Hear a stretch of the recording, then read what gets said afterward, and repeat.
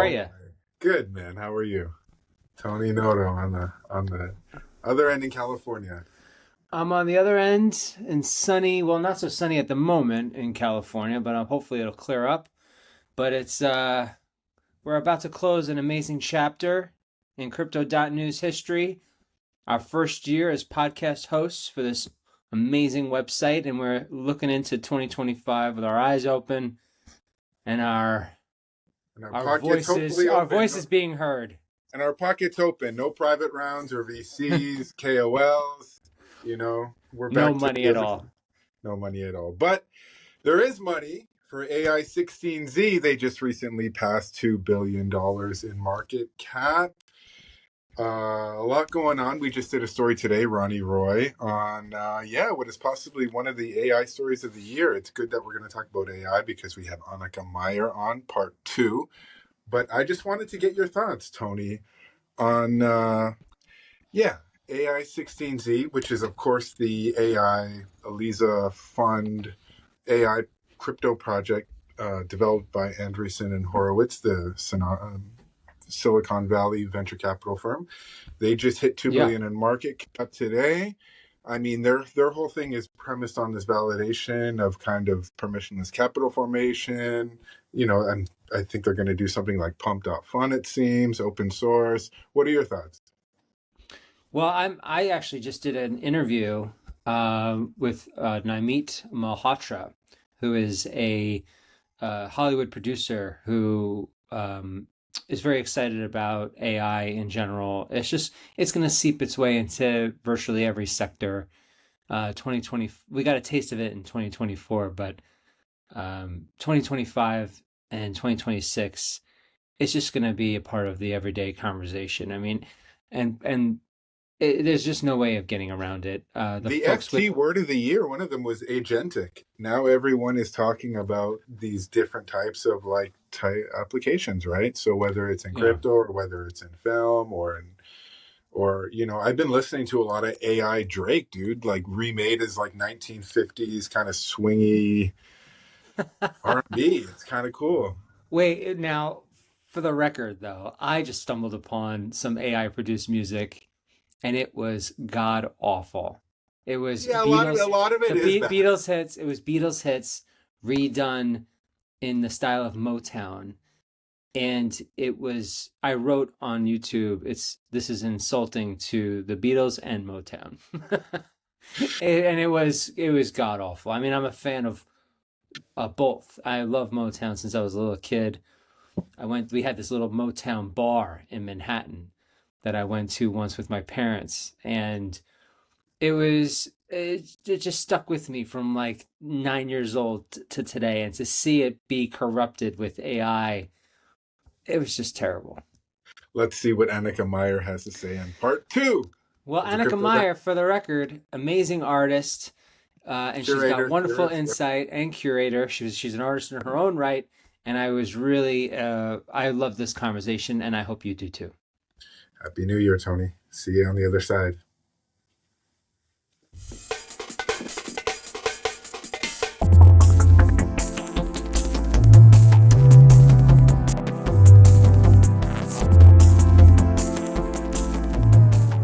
Welcome to the crypto.news show with myself, Dorian, and Tony, back Tony again. Noto. And our guest, Anika Meier. Thank you for joining us, curator of the most recent AI Biennale in Essen. Hello, Anika Meier. How are you? I'm good. You? I'm very well, very well. Thank you for joining us. Yeah. Great pleasure to have you here on occasion of this incredible show that just opened in Essen. I figured the floor is yours. Can you tell us a little bit about why you decided to curate a biennial on AI art? Yeah, it's an event that takes place in Essen. It was the second edition of the Biennial, and yeah, we're part of that with Expanded. And then I thought the topic of the Biennial was something about future and transformation. And with a Biennial, you reach people outside of the NFT space, right? and they don't know as much as we do because we're always confronted, sort of always confronted with AI, like on a daily basis on Twitter. So we're really used to talking about all of these topics, and we know about the history of the medium and that artists have dealt with art and technology since sort of like the 1950s. So that was important for me to discuss as part of this exhibition. And I don't know if the international audience knows it, but Essen is very important when it comes to the history of photography. And generative photography is really important for the history of AI. So I thought, okay, let's honor the location as well. That's why we brought also generative photography, Gottfried Jäger, Hein Gravenhorst, and Gottfried Jäger by now is 87 years old. And he made it to the exhibition, and it was, I think, the most fantastic thing to happen. Can you talk a little bit about the challenges of, let's say, curating computational art, especially with a lot of these older generation artists among who you've worked with artists in their 80s and 90s, pioneers in the field of computer-based art from the 60s. How does one curate that kind of work?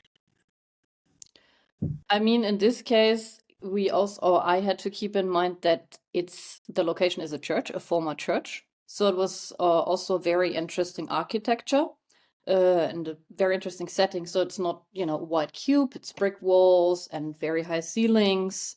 So I basically split it into two chapters, the history and the present. So yesterday pioneers and today's avant-garde. And then what most people, I guess, don't expect that, it's vintage photographs a lot. It's a lot of flotter drawings, and that's basically the history. And then today's artists work either in the medium of, for example, painting or then screen-based work. And then you have a lot of screens. And what I always do is I don't just put one piece on a screen, but multiple ones that rotate.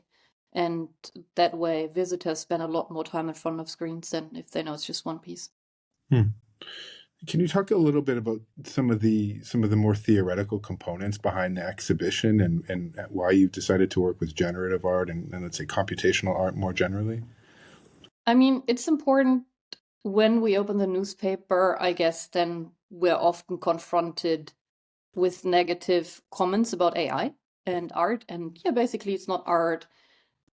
It's always the same argument, right? Since basically late 1950s, when Herbert W. Franke wrote his book Art and Constructions. And when you read the book, you actually think, oh, wait, was that just written yesterday? Because artists over the past decades constantly had to explain why art created with technology is art. And we know that by now, but people outside of the NFT space, again, who are not, in touch or in contact with digital art, they don't know that. So that was important for me to say that artists started working with technology and generative systems in the 1950s already, or then 1960s, that it's easier for people to understand this is not new, we don't need to discuss this again. Is it art? Is it not art? It's created with technology, doesn't matter. If it's brushed on, I don't know, paint on a canvas or something else. It's just if it's created, if there's a concept, if it relates to the history of art, if it sort of like opens a new chapter and continues to tell a story artists have dealt with over decades, then I don't think we have to argue, is it art or is it not art? And so that was the most important thing for me. And because we have a location on one of the largest shopping streets in Berlin with expanded.art, a lot of people just randomly walk in who don't know what to expect. And most of them are really surprised that it started already in the 50s. So, and then people are generally more interested also in AI art if they know, oh, well, wait, there's a history. So that's basically the whole idea. Just giving a bit of context to people. Do you find that a lot of people's gripe with art created with technology is the fear that this art was stolen or scraped from other existing art, and perhaps it denigrates it in a way that wouldn't have been the case in the 50s or 60s, say with Andy Warhol or something?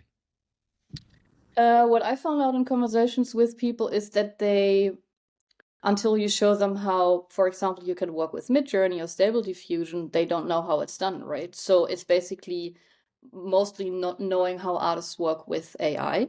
And when we've done the first exhibition about AI and art, I think that was like a bit more than a year ago, then I once I understood it, I was like, hey, do you have a minute? Would you like to sit down with me? And then I showed them Stable Diffusion.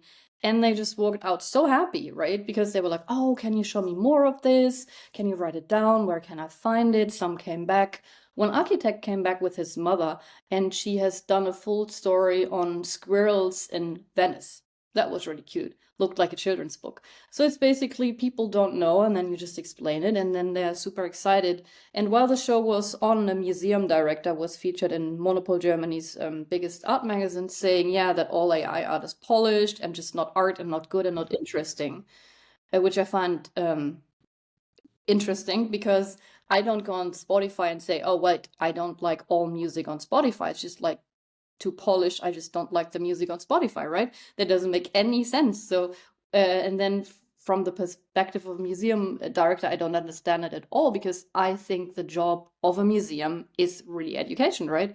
And so many people who went to the show to see it, also a lot of people who used to go to this church before, which closed its doors 4 years ago, they were like, well, how do we know if something has been generated with AI or not? Like people who don't have an art background, that's what they are worried about. And that I think is what all of us can contribute at this point. Not just like this is art, is it good or bad? No, at this point, people really can learn something from art and artists, right? Like understanding how can I see if something has been created with AI or not, because people really fear that. And Do you believe that there should be censors to AI and sort of caps on what you can do with AI, or do you believe in a free and open AI? in which way do you mean free and open? I mean, do you believe that AI can be used to create political satire and videos of such? And do you believe that it can be used to create like all kinds of different things that are maybe censored with current like large language models? Like there's a lot you can't do with AI, and it's censored in many ways. So my question to you is, what are some of the ethical boundaries that you have when you think about AI? I mean, yeah, that's something that people think about who already know a lot about AI, right? But for people who haven't been in touch with AI or don't know anything, they just learn what Stable Diffusion is or what Midjourney is. I think there's like really a large gap between people knowing a lot about AI and like people who don't even know what Midjourney is. And I think we have to find sort of a middle ground. And I think that's also the responsibility of museum directors, of curators, like really, just people are afraid of, I don't know, I've been also to an exhibition, when was that, earlier this year in London, and it was really well visited. I think it was by Hofer Gallery, and there was work by Sugwen Chung on view, the Canadian Asian artist doing performances with robots, right? And people started having conversations, one of the work, like, will robots take away our jobs? So I think, what we are interested in and then what people who don't know anything about AI are interested in is just like totally different things. Yeah. You've also been very active in the metaverse. Where do you see the metaverse in the next few years going? I think same question, right? People working in this field think like everything's going to happen in the metaverse very soon. But then if you're just out on the street, people don't even know what the metaverse is. So yeah, I mean, I guess that's something we'll see in the future. But I mean, what we've learned during the pandemic, that people really like more than anyone would think can enjoy meeting online.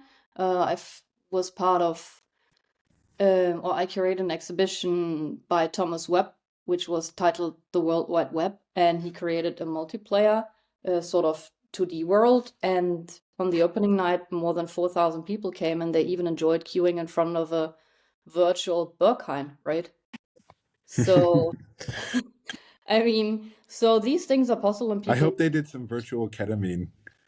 No, but we had beer and funny enough, like really drugs and mushroom, and then you had like really a funny, view. Like it was fun.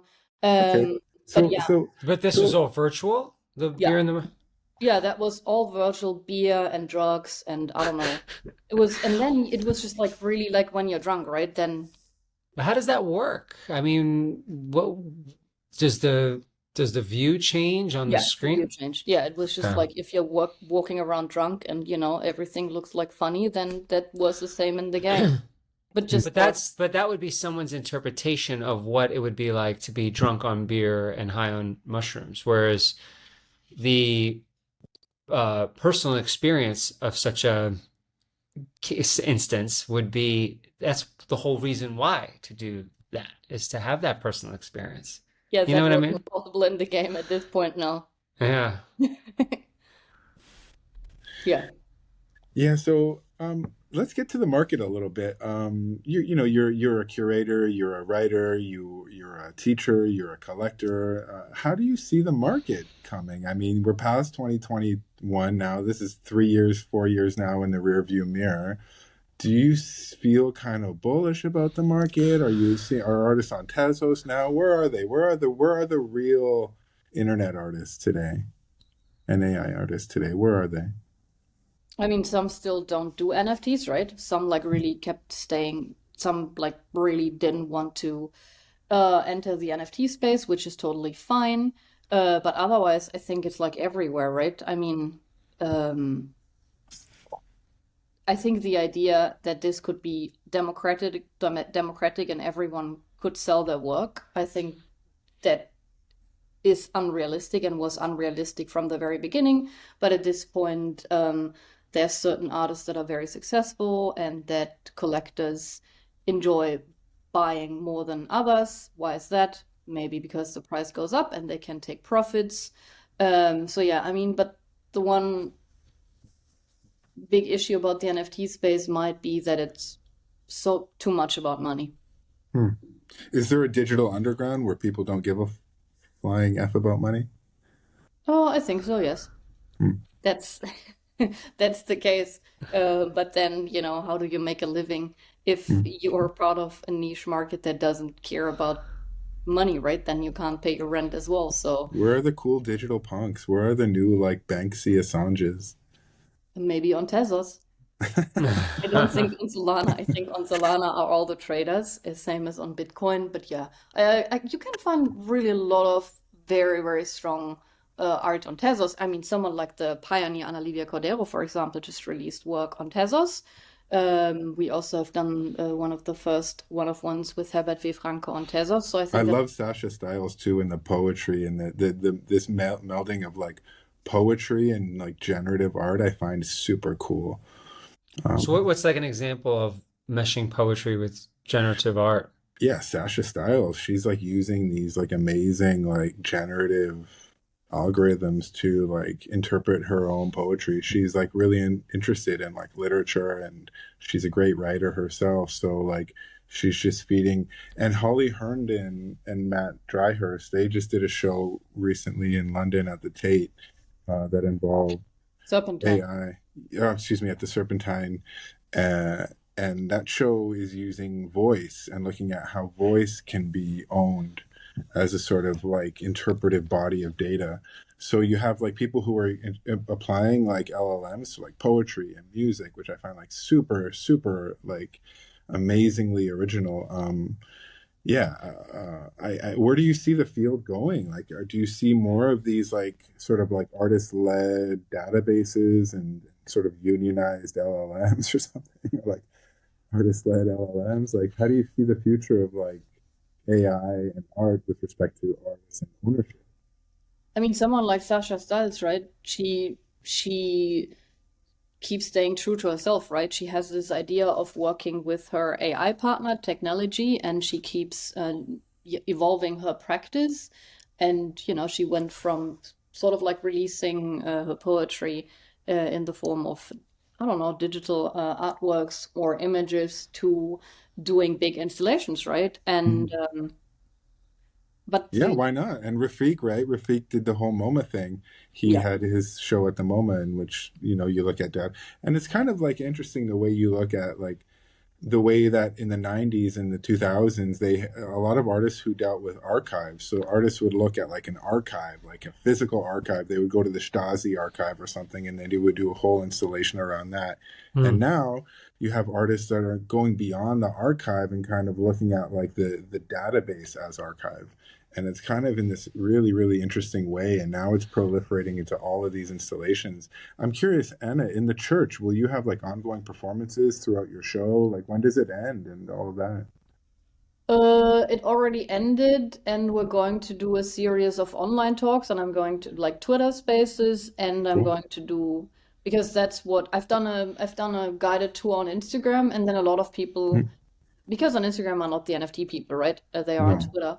But a lot of traditional art world people asked for artist talks. So I'm going to do a few more artist talks on Instagram, like with someone like Kevin Abosch. And because you've just mentioned archives, um, I mean, there's on the one hand also photographers working with AI, right? And they, for example, like Kevin Abosch, they go out into the world, take photos, and then work with these photos. Or someone like Boris Eldagsen, who won the Sony World Photography Award and then rejected it, says working with AI is not photography, right? So, and he calls it promptography because he doesn't go same as someone like Gottfried Jägerhaar and Gravenhorst in the 50s and 60s.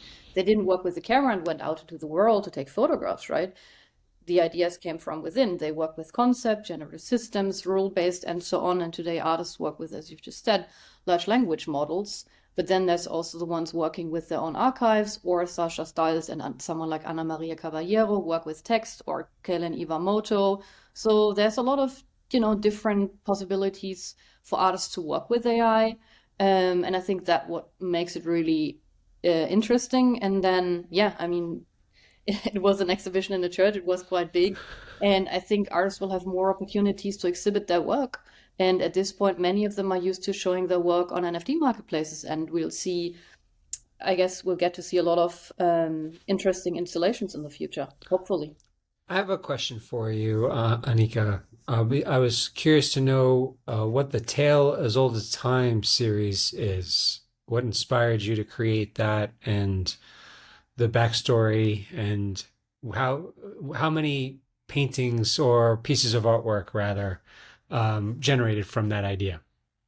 Yeah, so that's my own body of work. I accidentally turned into an artist, but I wouldn't call it an artist. Wouldn't call myself so much an artist because for me, working with AI is actually working with text. I'm a writer like Dorian, right? And with Midjourney or so, I can work with text and I get images. Um, so yeah, I didn't really want to release that these images, but then people said, yeah, because I've shown them to artist friends like Kevin Abosch, Claudia Hart, and a lot of people said, no, just put them out into the world. They are quite cool. I hope you. I don't want you to be so modest and not talk about them. They are really cool. Yeah, I mean, yeah, that's the feedback I got. And then I didn't publish a text along with the images, and then men saw something completely different in the images than women, which was so interesting, Surprising. which was really interesting. And then I just kept sharing images. And then if you go to expander.art where they were sold, they're nearly sold out. Um, there you can see how really men even write differently about it than women. For them, it's like, I don't know. Yeah, they see like horror movies in there and so on and so on, but women just basically see what it is. Social pressure on women and how they deal with it or can't deal with it in social situations. It's like birthdays, it's in the office, it's in the gym, right? You're in situations where as a woman you often just would like to scream, but you can't. So that's what this is about. And then I think I used a quote from Taylor Swift. I'm sorry, I'm a really big Taylor Swift fan. Some people You say I have to don't. apologize. Yeah, some people say I'm a I fan. don't look like a Taylor Swift fan, but I don't know how a Taylor Swift fan would have to look like. That it's okay to be a Taylor Swift fan. Right. I even went to two concerts.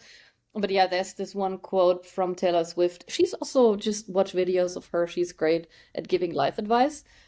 She said, yeah, a man can react, a woman can only overreact, which is true, especially in a business context. And I'm responsible for sort of a company, running a team. And then I'm often like in meetings with just men, or I open my inbox Monday morning and then I get mansplained in like 10 emails as if I don't know how to do my job, right? And then you just like, whatever. So, and no matter how well you do your job, it's so funny if a man doesn't respond to emails, he's busy. If I say, well, I'm going on a business trip. If you have any questions, please send them before. And I just say, hey, I'll be in Shanghai. There'll be a time difference, blah, blah, blah. And then I still get as a response, well, then you shouldn't have done this. You should have been prepared better. But with a man, it's like, yeah, no, I'm pretty sure men don't get these responses. Then they're like, yeah, Definitely not. Then you should have planned differently. Well, dude, I told you beforehand, and there's a time, and so on and so on. And so many husbands and fathers got back to me and were like, yeah, I have a teenage daughter at home. My wife is a leading doctor in a hospital, and they started sharing these stories with me. And so I was just like, well, whatever. I just put it out there and I'll start speaking about it. Because at the end, the result is, oh, she's just like complaining and she don't know how to deal with these things. That's then, then I'm the one person, woman complaining about these things, and I'm just bad at dealing with everything, but whatever. Then I can just send everyone to like watch interviews with Taylor Swift. And that's why in the end, I also decided to do it, because I was like, okay, if Taylor Swift speaks about it and she's the biggest musician in the world, maybe then Right. some people might think, okay, there's really an issue one might consider speaking about or dealing with, and looking at women differently who just do their Mm-hmm. job and are very successful and seem to be busy. Yeah, they There are. needs to be more women in crypto and in NFTs and in art and in, I guess, every field. Everything. Anika Meier, thank you very much for your time. This was super Very cool. much. I have one Thank you. final question. We're gonna run it a bit over. You worked with Marina Abramovich. I've interviewed before. She's amazing. She's so esoteric. What was your experience like with Marina? I mean, a lot of people, it was an NFT project, right? And a lot of people thought, well, no, she's not interested in NFTs and the whole thing, but she really was. She really already knew a lot. She learned a bit more through conversations with us and with the team. But yeah, no, she was really involved in the whole process and enjoyed it. And I've moderated a Twitter space with her as a guest, and people from the community artists, and they were super excited. And that for me was, the most fun part of the project, learning that someone like Marina Abramovic is also really interested in digital art, and wanted to do this with Anika Meier, thank you so much. Anika Meier of expanded.art, curator, writer, theorist, many more things. Where can we find you, Anika? For the folks listening, where can they find your work, your Instagram handle, etc.? My Instagram is Anika, like my name, and my Twitter is Post Anika, I think. Yeah, I think I changed the Twitter handle at some point to Post Anika. Okay. All right. Thanks so much. Thank you so much. Bye.